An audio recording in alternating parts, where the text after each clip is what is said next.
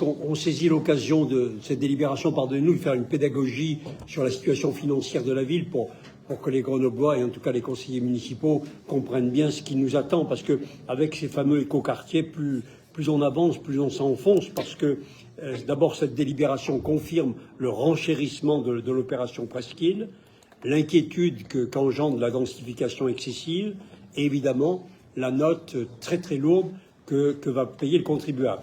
Je rappelle que la SEM n'emprunte plus, la ville doit couvrir le déficit annuellement, près de 100 millions d'euros pour les équipements publics, dont plus de 60% sont à réaliser et pour lesquels figureront seulement moins de 2 millions d'euros d'ici la fin du mandat.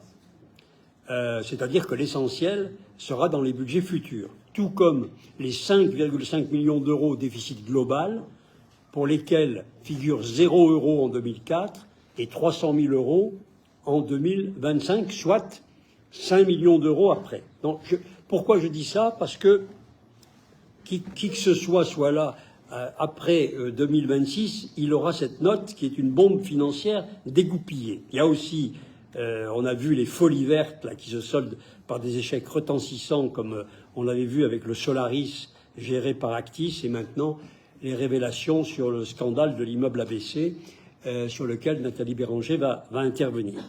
Et je note quand même qu'à bas bruit, vous réduisez très peu, mais un peu, la densification à la marge, parce que la commercialisation des logements privés est et sera de plus en plus difficile, avec un taux de logements sociaux de près de 50%. Il est évident que vous êtes en train de construire un quartier supplémentaire où les acquéreurs de la classe moyenne seront spoliés. Je ne veux pas citer les autres quartiers qui ont vécu cette situation pour ne pas ajouter à leur malheur, mais on les connaît. Il y en a certains, on n'a pas pu aller au bout des constructions prévues, tant les prix des logements neufs construits s'étaient effondrés. Et il est possible qu'on arrive à cette situation à la Presqu'île. J'ai une question particulière, car figure un îlot Dédé, rue Durand-Savoyat, à construire. Et je voudrais demander au rapporteur, s'il veut bien me répondre, monsieur Namur, s'il s'agit de la bande végétalisée qui borde la rue au dos de l'ensemble du Clos des Fleurs, parce que autour de l'école Simone Lagrange, la surdensification est déjà folle.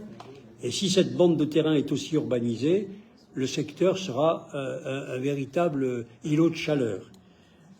Vous avez été averti par un membre du GIEC qui a jugé aberrant vos choix de construction sur la Presqu'île, qui rappelle les préconisations au sujet de la ville durable, en particulier dans une ville cuvette. Je pense qu'il serait temps de prendre en compte ces remarques pour la fin de l'opération, afin de limiter les fautes d'aménagement qui sont déjà commises. Et donc, si rue Durand-Savoyat, on peut éviter un petit peu de densification, ce serait bien. Mais en tout cas, ce qui est sûr, c'est que vous laisserez la facture de cette opération à vos successeurs.